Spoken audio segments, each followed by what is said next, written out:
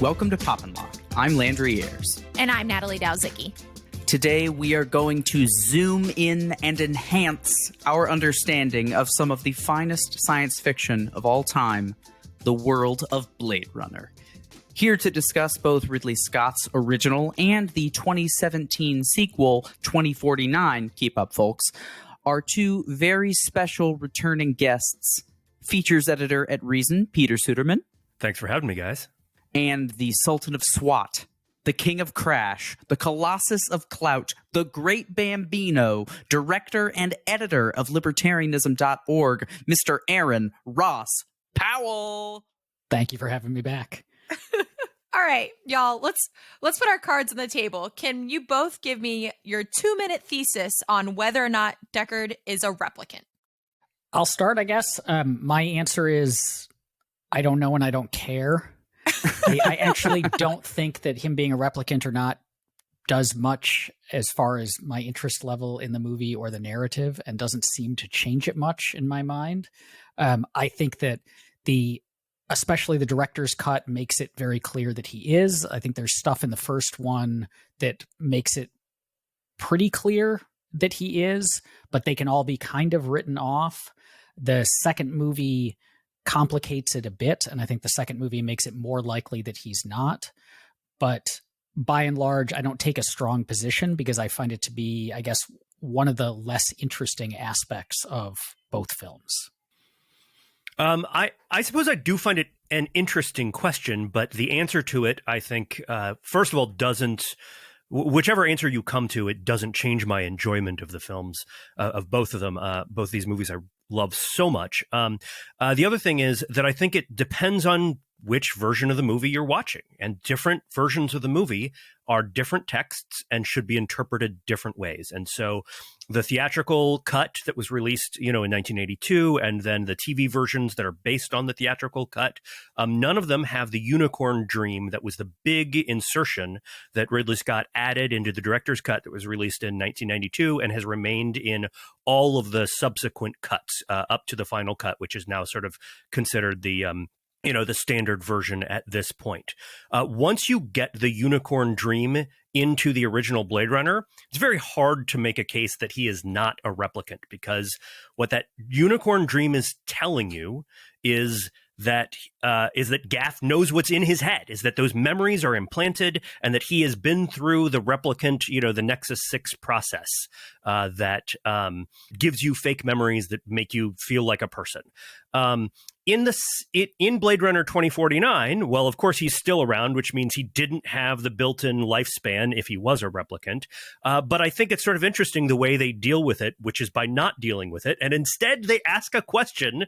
They just sort of put a question into the movie about his dog. Is the dog real? And the response you get is, who cares? And that is I think it's one of my favorite moments in that movie, because what it is doing is saying to all of the fanboys who have just obsessed over this one little aspect and made it the defining thing about about both of these films, which are just so multi-layered and so interesting, completely independent of this kind of puzzle box of is he or isn't he a replicant. They're saying that's not what these movies are about. Like, it's an interesting question that is, of course, embedded in the narrative and in the text and in some of the clues that are in the film, but it's not just a little mystery about whether Deckard is or isn't himself a replicant. The movies are about a whole lot more, and if you're treating them as just that, you're watching these movies wrong. I'll just add, I think that the unicorn scene is not as dispositive as it's made out to be. And I think that it is not the key piece of evidence of Deckard being a replicant. In fact, the key piece of evidence exists in the theatrical cut, and that is the glowing eyes. The moment, the glowing eyes, because that's a very clear signal throughout all the movies. And Harrison Ford, I know, has said it was an unintentional glowing eye in the theatrical cut, that it was just light was meant to be reflected into Sean Young's eyes, caught his. But these movies are so obsessively made, and especially obsessively lit, that I find that difficult to believe. Also, Harrison Ford, there's always been this divide between Harrison Ford and Ridley Scott, where Ford wants to believe that Deckard is not a replicant, and Ridley Scott is pretty determined to make to make Deckard definitely a replicant. And so again, that's one of the ways that one of the reasons why 2049 deals with it by eliding the issue through the dog question. I think, though, on the unicorn, that can be read in ways that don't point to Gaff knowing Deckard's memories. One of them, I think, is simply that both of them are Blade Runners. Both of them know about the way that replicants are made. They know about implanted memories. If Gaff knows about that implanted memory, the unicorn thing being a memory that replicants have, then it stands to reason Deckard might as well. And Deckard has just interviewed Rachel. He has just gathered up the photographs from the Snake Lady's house. So he's been thinking about replicants and memory. And if the unicorn thing is just a running metaphor or joke between two partners about replicants' manufactured memories, then it could be that running joke could be the thing that causes both Deckard to be thinking about the unicorn and Gaff at the end to be making a unicorn origami. And I think that's plausible, but it's a little bit extra textual since there's no discussion of unicorn dreams prior to the unicorn dream in the movie. I agree. I think it could be a stretch, but I think it makes it so that there are other ways to interpret that scene that I think don't necessarily point to replicant, so that if you are a person who rejects the Deckard as replicant thesis entirely, you have wiggle room to get out from underneath it. I think except for the red eye. Pretty fair, but even the red eye I actually don't find dispositive. You know, it doesn't solve the question for me, though it's suggestive, certainly. Both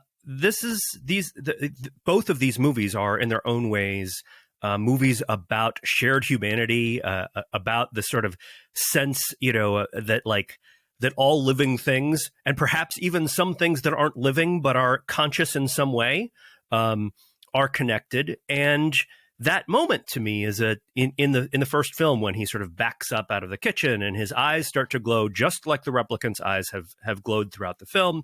It's not necessarily saying he is a replicant that was created by the Tyrell Corporation. What it's suggesting is just this: it's using the tools of cinema, a little trick of the light, to show the ways in which we're all kind of on the same continuum of existence. And, you know, this is one of Ridley Scott's themes throughout his work is the shared humanity of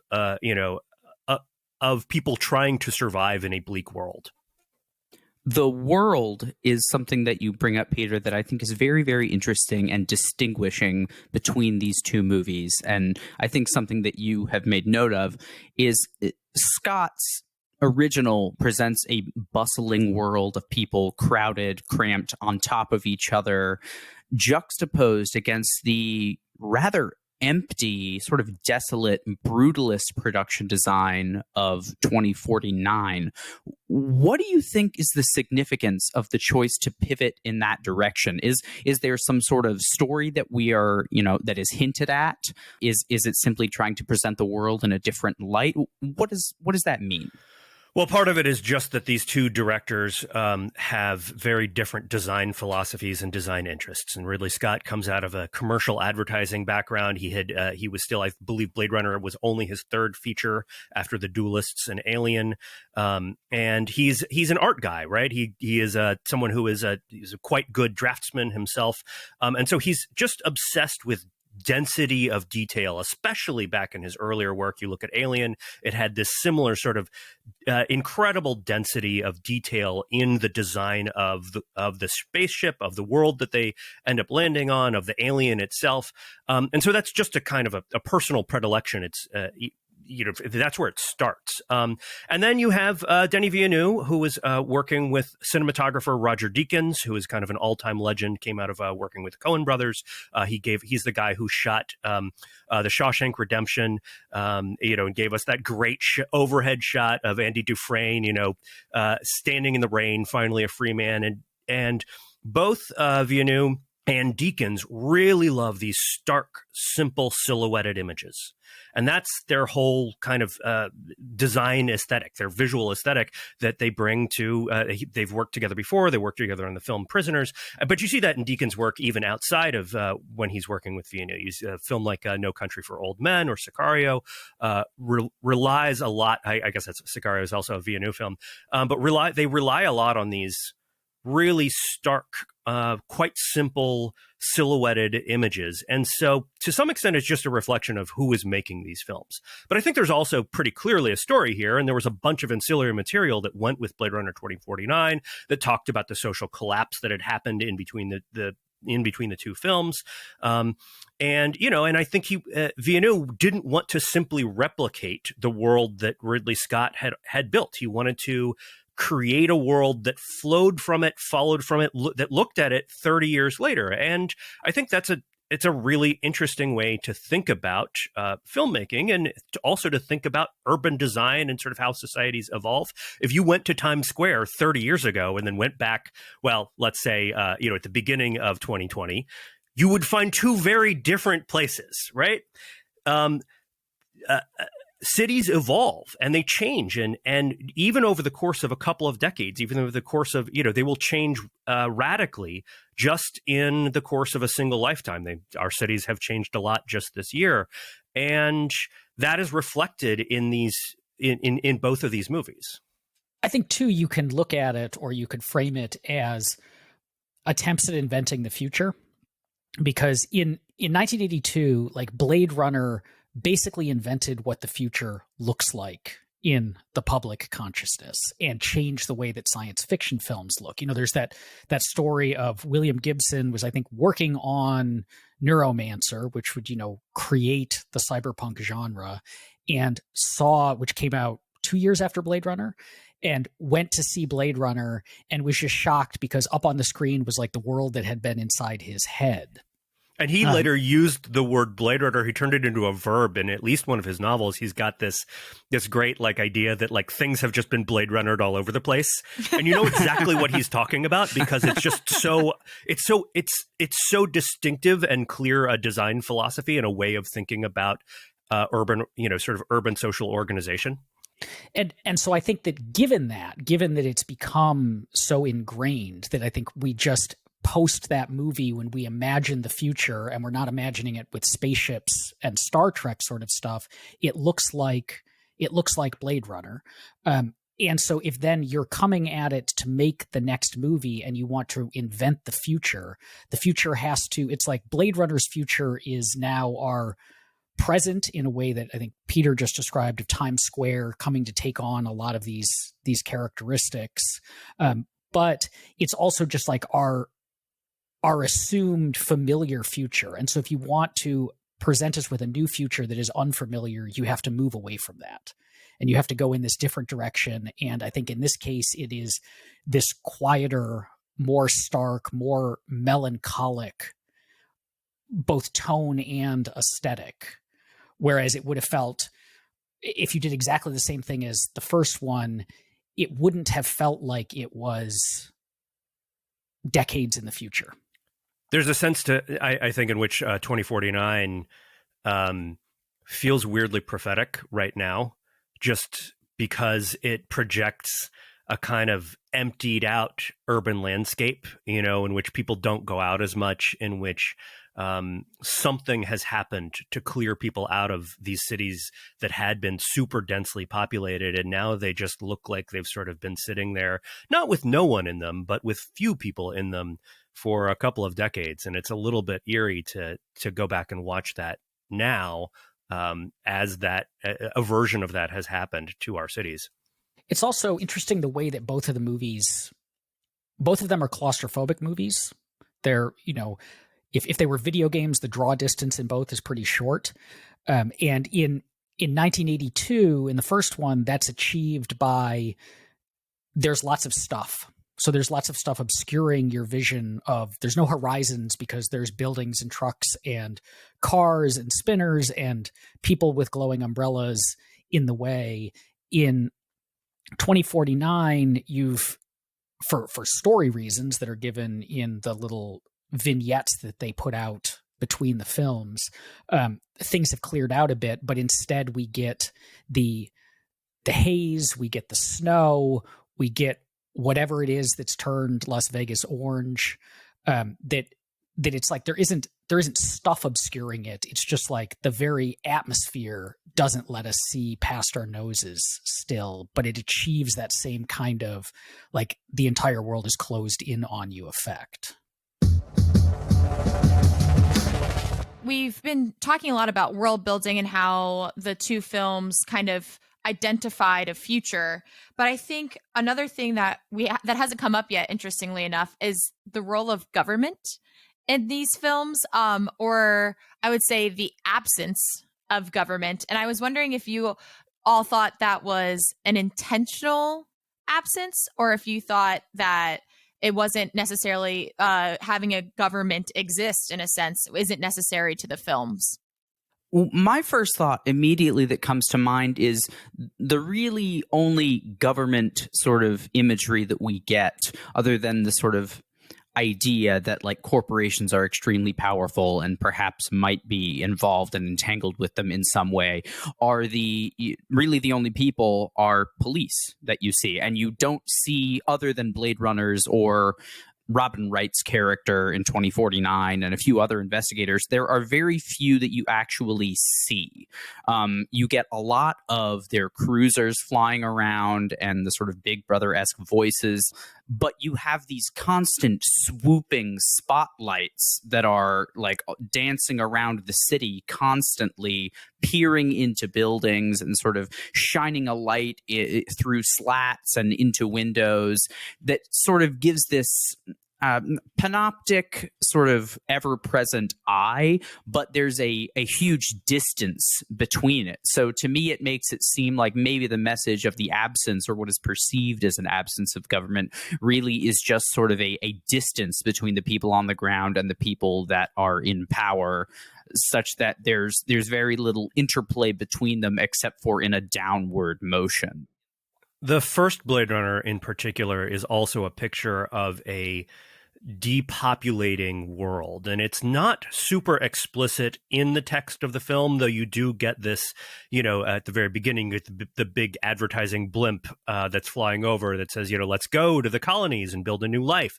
If you've read the novel, the Philip K. Dick novel, Do Androids Dream of Electric Sheep, that the movie is based on, it's much more explicit in that book that Earth has become kind of uninhabitable and that people are moving out to colonies on other planets, and that Earth is sort of slowly decaying. And there's this real sense of kind of civilizational and interpersonal decay that's built into that book that you see some of come out in the movie. And part of that is, again, a thing that's in the book that is only vaguely referenced. You can sort of pick it up if you know what to look for in the movie, is that in the book, most animals have died. And so that's why there's a premium on these, on real animals, and people have taken up, all of these, fake animals, replicant animals as pets, as kind of comfort animals, therapy creatures, whatever, that sort of thing. And so my sense of it has always been that government is just kind of on the decline because this world is no longer worth governing, right? It's worth policing a little bit, but people are moving out and they're going elsewhere. And this was in some of the earlier versions of the scripts. Initially, there was supposed to be a scene in which the replicant group was looking at Earth from, I believe it was from the moon, right, where they had been, where they'd been working or something, and this was just after their escape, after they killed some humans, and so that was built a little bit more into earlier versions of the script, and it just didn't appear in the final movie. But you see this world that has been depopulated, even though it looks very crowded in some places. This world that is in a state of decay, and as part of that, government just kind of isn't there anymore. Yeah, and the stand-in for the big powerful things, it's not the cops, it's the corporations in these movies. Tyrell and then Wallace, but both of them aren't even really focused on Earth. Their attention is elsewhere, right? That they've kind of given up on this planet, and they're making the replicants in order to facilitate more stuff on the off-world colonies. And then Diander Wallace's scheme is to go even broader. He just wants to, radically populate the stars. Although we do get the bit that he came to power because he figured out how to at least keep people on Earth a little bit longer by teaching them to grow grubs that he owns the patents on. But there does seem to be this sense in which all of the power centers that we typically think of have just turned their eyes elsewhere. And I think that goes with like even when these movies are at their most bustling, they're both like deeply lonely films. And what there's very little in the way of like authentic personal connection in them, or meaningful relationships, or the meaningful relationships that are there seem to be, corrupted or not particularly healthy. But there's just a real sense in both of these of like the attention and the future has turned away from these places, from Los Angeles and from the world in general. And it's just the little guys, with their food trucks or their black market animal dealings, like just trying to get by, but no one's heart is in it anymore. I mean, that's very much built into all of the material in the first film with the J.F. Sebastian character, who is, literally he just says, I make my friends, right? And he is living in this giant, empty, kind of cobwebby place that with a bunch of semi-intelligent doll creatures that he has created to keep for himself. And it really is a movie about loneliness and disconnection in a lot of ways, as much as it is about the the shared connections that we all have. But in some ways, what it's saying is the thing that we all share is we're all kind of lonely. And that seems to be picked up from, its noir influences, because that's a strong theme in, your hard-boiled detective novels and films are about, in the midst of large cities like Los Angeles or San Francisco or New York, you're just alone and people drift in and out. But most of the time, your hero's job is to lock them up or shoot them and then move on to the next, kind of empty one-off relationship. But that loneliness just comes through, and it comes through in like the way the films are lit and shot, the closed-inness of both Kay and Deckard's apartments. Like their kitchens are astonishingly narrow. And just like everyone's just completely cut off and there's just walls between them. And I think that also then ties into that claustrophobia of the setting of like not being able to see very far. Like you can't even see the broader world that you're a part of. Yeah, that noir sensibility was really what Ridley Scott was trying to capture. I mean, his initial sort of interest in this was just like, oh, I would like to make a classic Hollywood noir, but set in the future.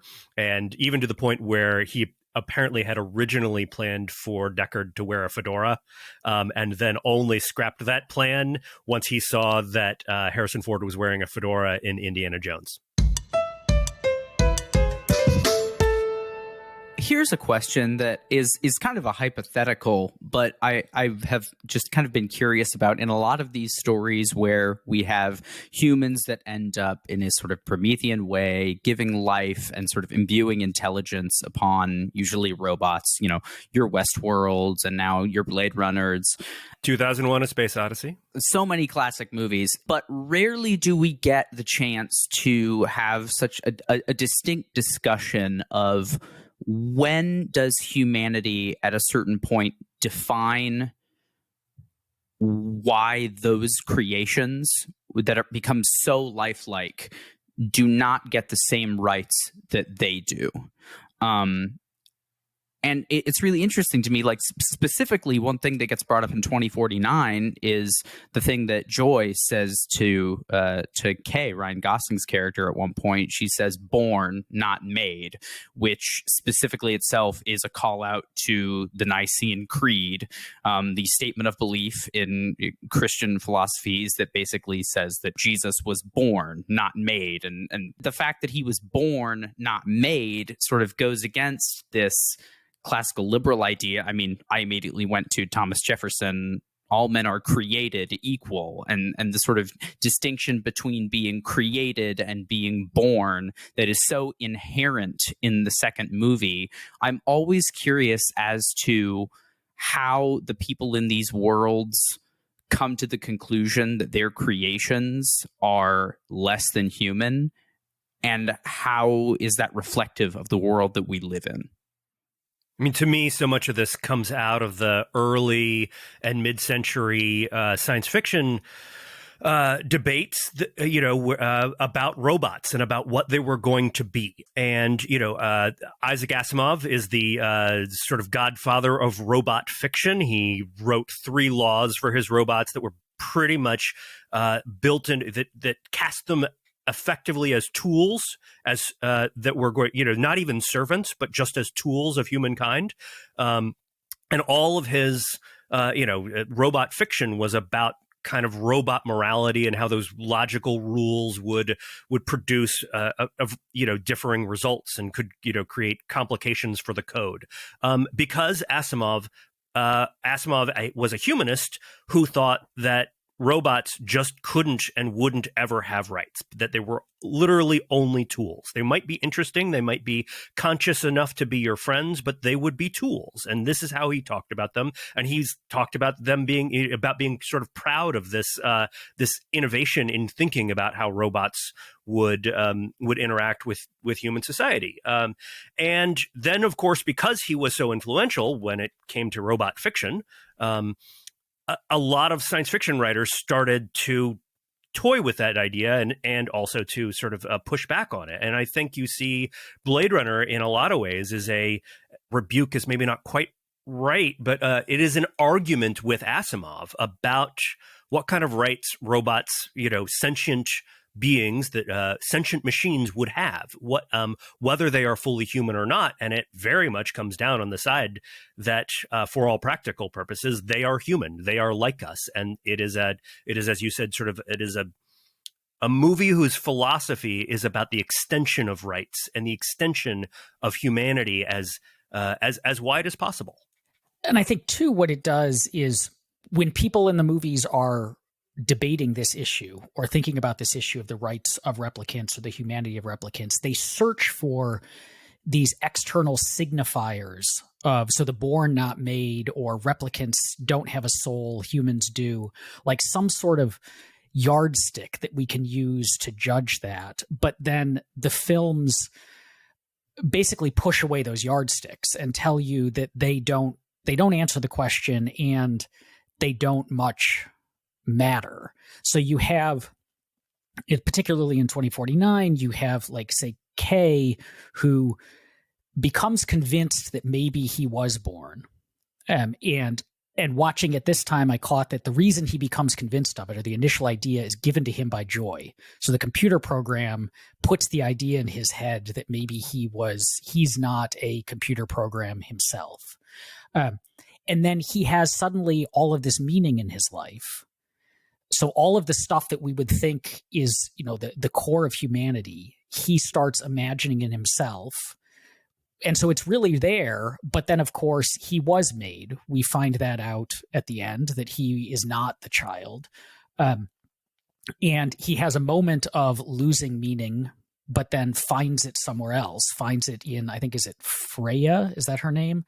The replicant, the leader of the replicant resistance, tells him about, dying for the right cause is the most human thing. And he reestablishes that meaning. And also this born not made gets interpreted in multiple ways, because the resistance leader says, look, if we can be born, then we are, like, fully human, and we're told, more human than human. Like, that's the thing that will make us human. But when, like Rob Zombie says, yes. But when Wallace is explaining his plan, I think in the scene where he kills the replicant who comes out of the Ziploc bag, he says there that if replicants can be born, that makes them more effective, better slaves. Like, that's the thing that will allow us to even further exploit them, is if they can be born, because then we can make a lot more of them and they just, like, self-replicate. So that signal is complicated in the movies, kind of tossed away, misinterpreted, but doesn't seem to have much meaning in the end. Right. Well, the thing that stood out to me, it made me think about it in particular, was once we find out that Kay is not this sort of chosen one, messianic symbol, the lone child that was born and not made, you eventually figure out that it was indeed, or it's heavily hinted at that it is Anna, the woman with the that lives in the bubble and designs the dreams, and it's just barely hinted at when he's looking at the two genetic codes that he finds when looking deep in the records, and he's actually looking at DNA sequences, the things that make humans human. That before they mixed them up, they did find that one of the twins died of something called Galatians syndrome, which itself is sort of a reference to the Methuselah syndrome that J.F. Sebastian has in the first film. Methuselah, a biblical figure who lived to be almost 1,000 years old and is very much a symbol of longevity. Even though he was in his 20s, he looked much, much older because of a genetic syndrome that he had. Whereas Galatian syndrome is not a real condition as well, but the book of Galatians is very, very heavy on the message that the belief in Jesus in particular, as the Apostle Paul is writing to the people of Galatia, that the belief in the grace of God is the thing that will save you, and not the law or the doctrine of the Jewish people. It is the belief and faith in that idea that will save you. So perhaps Anna, the person with Galatian syndrome, sort of providing the idea to these replicants, or even to Ryan Gosling's character, that is just possibly the idea that they are fully human is a way to bring them up and allow them to rise up, rather than just live their lives as creations, as slaves. You see that in the first film as well, with the whole idea that they couldn't quite figure out what to do with themselves until they had memories implanted, right?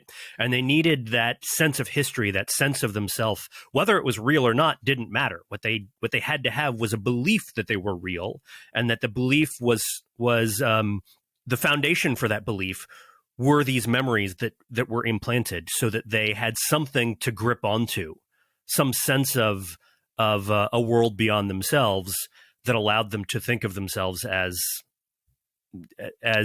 real and useful, and allowed them to function and sort of go forward in the world, but also then created complications where they felt like their limited roles as, android servants were not enough.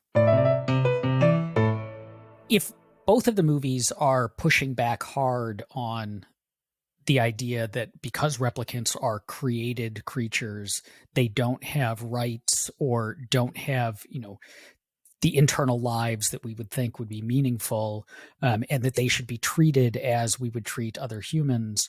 What do we make of the quite uncomfortable sexual assault scene in the first one?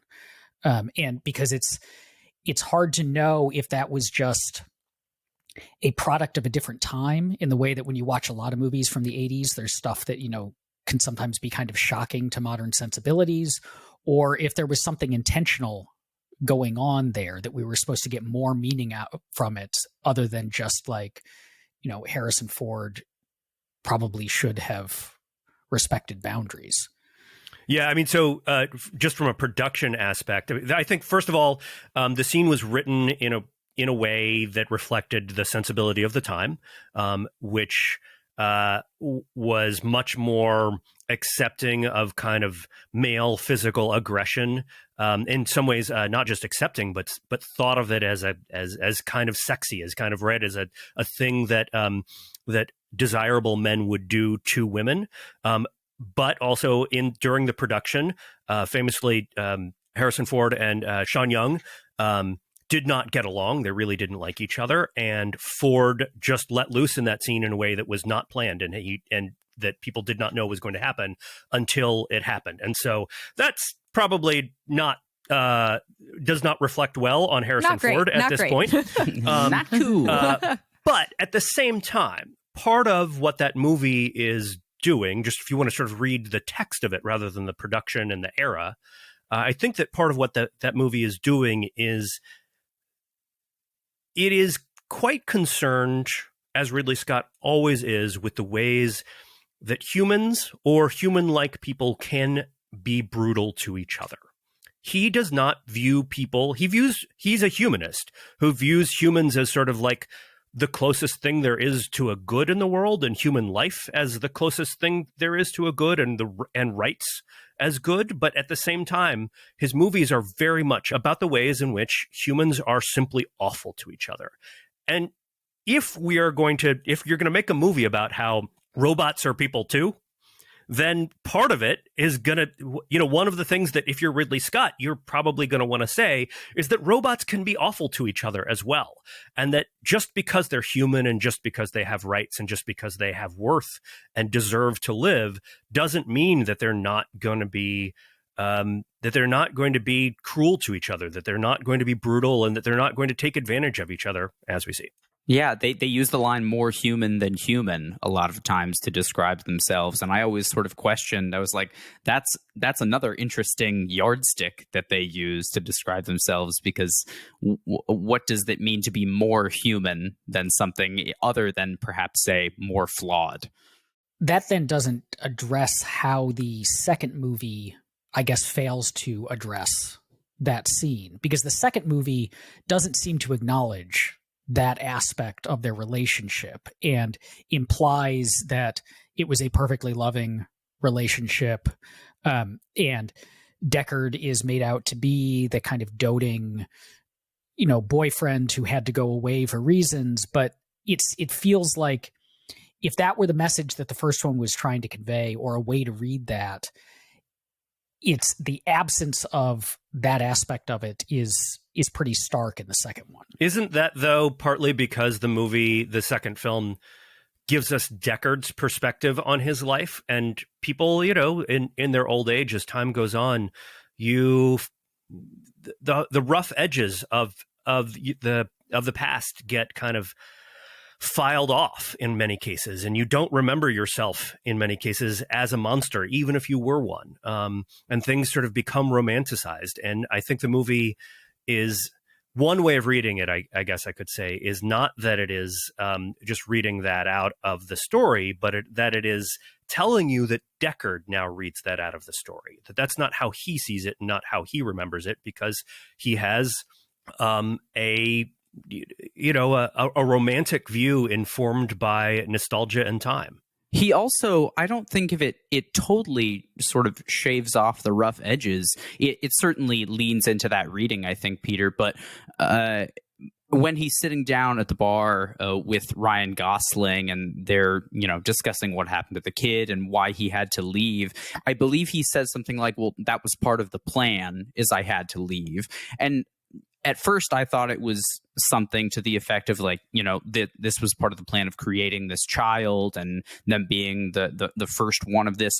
But I think you could also read it as, I was wondering, like, maybe like the human-like things that they are, you realize that it did not work out between Rachel and Deckard, and perhaps Deckard continued to be abusive, and it was truly better for him to leave her and the child and give them a chance to be on their own. And maybe they met up with Sapper, for instance, and he helped take care of them because Deckard was not the person that he needed to be. And that this sort of plan he's talking about is something much more omnipotent or divine that he's referencing, rather than any actual plot of people. Right. So you're suggesting almost that like Deckard is taking himself out of the equation in order to save those who he loves. It may not even be to save who he loves. It might have just been he was so bad, and he got it right one time and was like, it's better for me to leave. But I don't see it as a way of him being like, and now I'm absolved for everything because I will let you be on your own. It was just him being like, I have a lot of problems, obviously, because for my entire life, I lived as a human and hunted the people that I now suspect are my kin. And he has to escape that somehow, perhaps. All right. I can buy that. I guess part of me thinks that because both these movies honestly feel like really devoid of human emotion on behalf of humans and replicants, and I think that's totally intentional. But I guess I don't think there was that much thought into why Deckard would leave them or the continuing of their relationship. I think the scene that Aaron brings up is certainly problematic if it were to be presented, especially in a movie today. But I don't think I think I'm in Aaron's camp here, where I just don't think they gave any lip service to that scene in the 2049 version. And not that there needed to be lip service towards it, but it does leave like a giant question mark in my brain about what their relationship looks like. But then again, I don't think it's central to what I take away from the movie. Like, it doesn't ruin the movies for me. So we've been bringing up this idea of memory a lot. And as Peter was speaking earlier, I was thinking about how we were talking about, well, maybe Deckard maybe he romanticizes his memory of how things went down, or he glosses over unsavory parts of his memory. And I just thought it was ironic that we were talking about it in this way, because the whole idea is that all of the replicants are given memories that are not theirs, that they don't actually belong. They're not their memories and they don't belong to them. And I thought of this idea of like, if you're perceiving your memories not belonging to you, or are you perceiving your past just differently? And I think throughout through the first movie and the 2049, there's this idea that like memory is so central to who you are as a human. And I was wondering what you guys, this is like a very hypothetical question, but what would happen if you essentially found out you're an uploaded copy and your memories don't actually belong to you? Because that's what this realization that all the replicants are happening. What would be your reaction? Like, I don't think you just go on like, yes, I have a cause now. I think like, well, but it's interesting in the movies with a handful of exceptions. So with Rachel and then perhaps with Deckard, everyone else, all the other replicants know that they're replicants. Right. And they know that their like memories are fake. Right. Like they like understand that they have these memories because without them they would be non-functional, but they at the same time know that they're fake, but that doesn't seem to faze them. Like, they still are arguing that I'm just as much a human as you are. And I think that's probably, I mean, if you found out the same thing, on the one hand, it would throw you for a loop and it might put you into a funk and all of that. But in the end, I don't think that there's that much difference. Like, the memories are memories, and there's not a meaningful, this is similar to like my feelings on the free will debate. Like, whatever the answer is on the free will debate doesn't matter, because you like would continue to live the same way that you live, and your experiences would continue to be the exact same as they are, and the world would continue to function the way that it does. And so I think that in that case, the way that the replicants respond to already knowing is probably a pretty accurate portrayal of how the rest of us would deal with the same issue.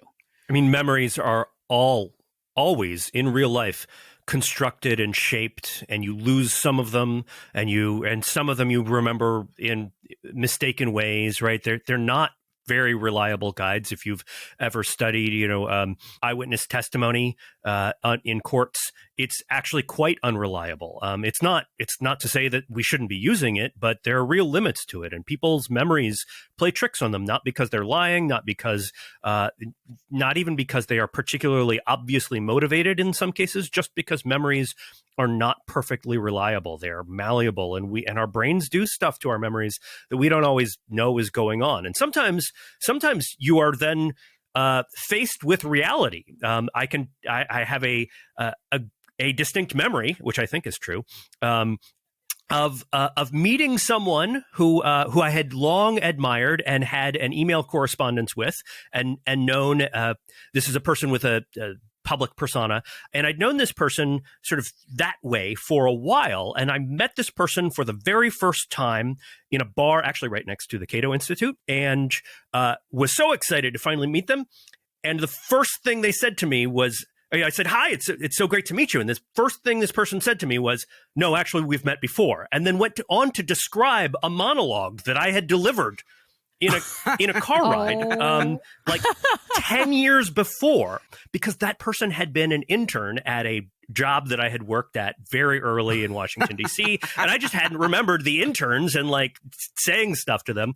And like this sort of thing happens all the time to us, whether we realize it or not, is that, the connections that we, in our filing cabinets, in our brains, just kind of short out. We forget, oh, wait, my goodness, that's there.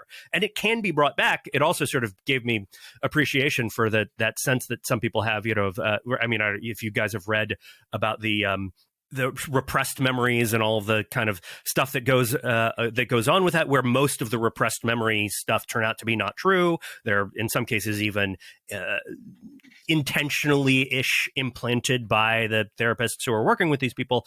Memory is just a weird thing. It's weird for humans. It's weird for robots. It's weird in movies. And I think if I found out that my memory was not what I thought it was, I would just sort of end up realizing it's always not what I think it is. And it's always to some extent an unreliable guide to who I am, because it has been shaped by a million factors that are knowable and unknowable. Anna even says they think it's more about when they ask her, why are you the best at creating memories? Why does Wallace employ you so well? She says they think it's about the details, but it's not like that. We recall with our feelings. Anything that's real should be a mess. And that's true. Your memories are embedded in your body, in the way you felt things and smells and sense memory, and they can be manipulated and changed by the things that you want and desire or that happen to you over the course of a period of time. But they are not the clear stories like frames in a movie that we imagine them in our heads as. They are flowing sensations and weird, malleable. It's more like the paint hasn't dried yet constantly, and they can constantly be smushed around and repainted, and like a palimpsest, it can be scraped clean, but there's something left underneath. It's not locked in place like a piece of film. These movies, Blade Runner and Blade Runner 2049, depict capitalism and corporations in a pretty distinct way, I think, that set the tone for a lot of other science fiction media before. I would say it's very interesting, though, and something Peter made note of before we recorded. Do you think they are pro or anti-capitalist in any way? I think you can read them as anti-capitalist if you want. The Tyrell Corporation, the Wallace Corporation seem like large companies that have a lot of control over individual human lives and the future of humanity. They don't seem to be governed. The government, like we said, seems mostly out of the picture. At the same time, there is this real sense, especially in the first Blade Runner, that I just love about it, that humans are kind of inescapably creatures of commerce, that commerce is the main way in some ways in which we deal with each other and survive. And a thing, we've talked about how Blade Runner has sort of given rise to visions of the future. It was at the time, I think still you look back on it, considered this very grim, dark, gritty, futuristic vision. But if you look at the way that places like Times Square and, the kind of big commercial centers in London and all over the world, all of the, Hong Kong, all of these big commercial urban centers, what they've done in some ways is adopt a Blade Runner-like aesthetic, but happier, but like not dark and grim and gritty, right? You go to Times Square and it's like, oh, this is it's kind of like Disney World. It's fun, right? There's like something a little bit sort of hectic and over the top about it. But there is this real sense in that movie in which that like a good way for people to live and interact is to kind of just be on top of each other all the time, selling and buying and trying to, and setting up shop and eating weird food and, whatever it is off the streets and making animals. And it's just sort of like, I actually like, it's a weirdly, to me, I look at it and I think of it as, on the one hand, yes, this is a grim and bleak vision. And on the other hand, this actually seems to get at the way that humans interact in a commercial manner so much better than other science fiction movies, and because it really sees commerce as being at the center of human life and a human existence. I also think, kind of going off Peter's point here, that it's interesting that, again, like you're talking about commerce, and you're talking about how humans interact, and Aaron had said earlier about how there's not like a lot of fabulous relationships in these films. And it also goes back to me thinking, like, if we're talking about how individuals interact, we don't necessarily see like a lower class other than like people who aren't like the head of corporations, right? So the corporations are kind of like looking down on the people in LA. And I just think it's so interesting that with this idea that Peter brings up, that it's not necessarily grim in that aspect of commerce and how we interact with one another. I just don't see any like human emotion. I said this earlier. There's just a lot. This movie just kind of makes me sad. I guess that's kind of like my conclusion of it. But I don't know. I want to live in that version in Los Angeles 2019. I mean, that is an urbanist's vision, like great vision of the future, without like a little less smog and a little more light. But that is what the urbanists want, is like walkable streets, food trucks on every corner. I mean, if you've ever been to Hong Kong, that's actually what parts of Hong Kong really are like, is just sort of this like mess of stuff being sold everywhere. And there's so much of it, and it's so wonderful, and it's kind of like some of it's scammy and some of it's a little scuzzy, but the food is so delicious and it's just like, here's people making stuff for other people and engaging in trade. And it's actually, I don't know, there's a part of it. Again, I don't want to push this interpretation too far, because Blade Runner is definitely not a movie about how like things are great and wonderful. No optimism. But there is a sense in which the world that it depicts is one in which humans have figured out how to muddle through and how to interact with each other, and how to survive. And that's a thing you see in Ridley Scott's fiction a lot. You know what I mean? From the Alien to the Martian, right? He is somebody who thinks, well, living is a hard thing to do. Surviving is a hard thing to do. But you know what? We can and we will, because we're humans, and that's what makes us human. And now for the time in the show where we get to share all of the other pieces of media that we've been enjoying while we have been at home. This is Locked In. Aaron, what else have you been enjoying other than reliving the Blade Runner glory days? Well, being locked in has made me feel somewhat escapist, and the way I have been doing that is by spending too much time in shared world fiction. So most of my reading lately has been either Warhammer 40,000 novels, which I guess is imagining a place even more grim than the one we're in at the moment. But with cool robots. And I have also just recently started reading Legend of the Five Rings novels, because there's a new series of those out, and samurai fantasy stuff. So nothing highbrow, nothing to be proud of, just escaping into other worlds. How about you, Peter? Oh, I've also been escaping into a video game, Wasteland 3, which came out a few months ago. It is an isometric, turn-based, squad-based role-playing game. A sort of a cross between Diablo, Fallout, Mass Effect, top-down, kind of XCOM-style combat. It's story and dialogue-heavy, emphasis on choice and consequences, as well as tactical combat, but also on goofy and dark political humor. So you play as a sort of group of rangers, and you have to build a squad in a post-apocalyptic Colorado, far in the future after the United States has sort of collapsed. And your mission is to help out the local ruler, who is known as the Patriarch, whose children, all of his heirs, have set up little fiefdoms that are competing and combating with each other and with him all over the state. And so you have to kind of decide which ones you're going to ally with, which ones you're going to just take down. And eventually, of course, you have to decide whether you are going to ally with or help or oppose the patriarch and his brutal rule over the citizens of Colorado himself.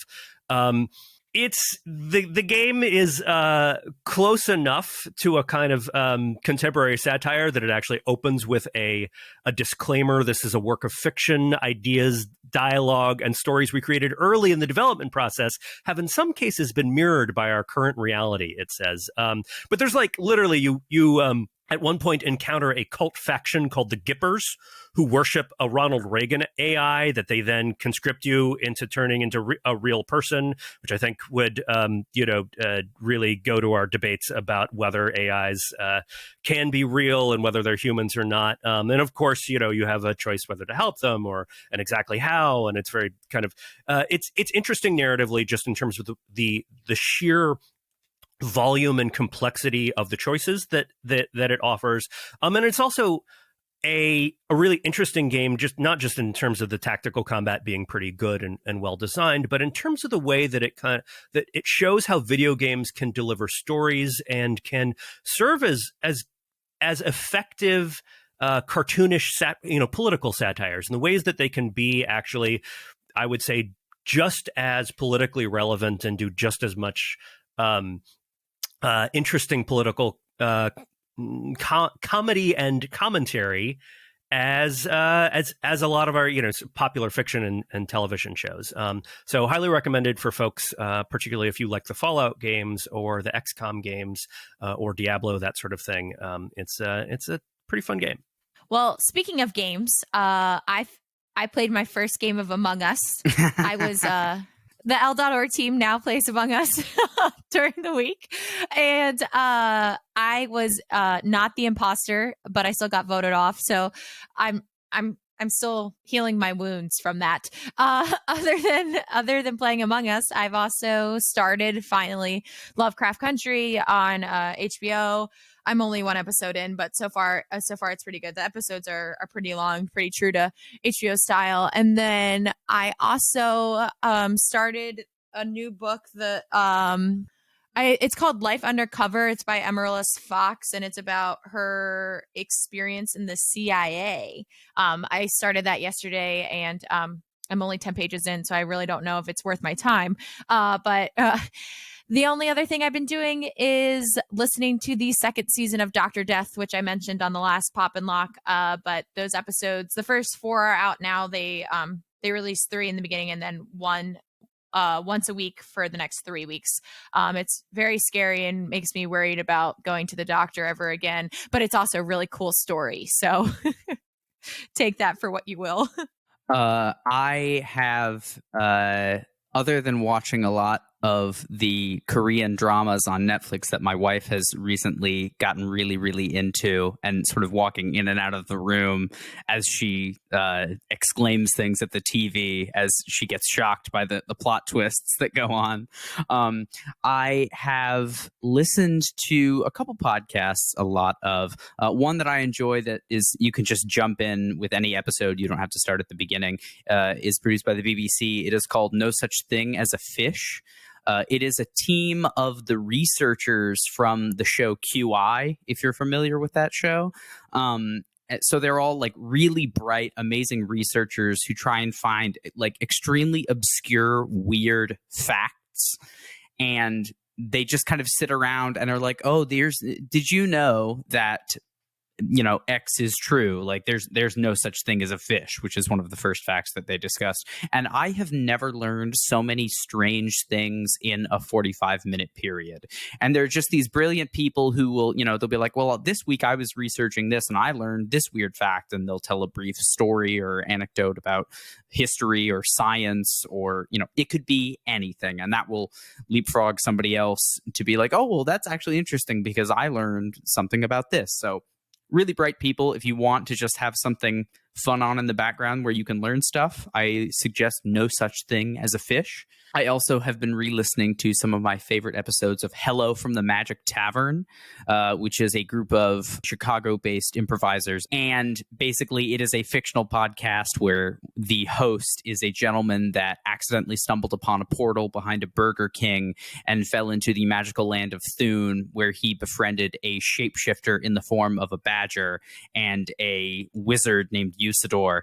And they have guests on every week. And they basically started with nothing, and they week to week improvised this world of this magical land that they live in. And they bring in a new guest every week, and it's like, oh, our guest this week is a talking sword, and that person will just go with that and be like, oh, hello, I was in a lake and I was and but they're all extremely talented improvisers. Yes, you'll actually would probably like it, Natalie, because Arnie Niekamp is the host of it, and a few other people, and they all are also writers for the Jackbox games. So that is another job that they do, is they write for those games. If anyone likes those, you might like the type of humor in Hello from the Magic Murder Tavern. Mystery. And I also have been re-listening to an album I discovered last year, actually just after I started this job, which is the band 100 Gex and their album 1000 Gex. It is, to put it in a way that was, I think, really solidified it for me, it is the most Gen Z internet music that you can think of. They basically were like, let's think of every like fad type of music that has been popular on the internet over the past few years and smash them together, but also be very, very good songwriters. So there's like crazy dubstep mixed with ska and pop punk hooks and like chipmunk auto-tune vocals. You are either gonna love it or you're gonna hate it. You just described everything I hate. Yeah, you probably would hate it then, but I would say it's done with a lot of care and actually really, really amazing songwriting and hooks and structure. And they write like great melodies, and they're also very, very funny. They actually met, and then their first performance was at a Minecraft festival. So they debuted their music at a virtual festival in Minecraft, if that gives you any clue as to the kind of community that they arose from. So if you're into that, you might like the band 100 Gex. Thanks for listening.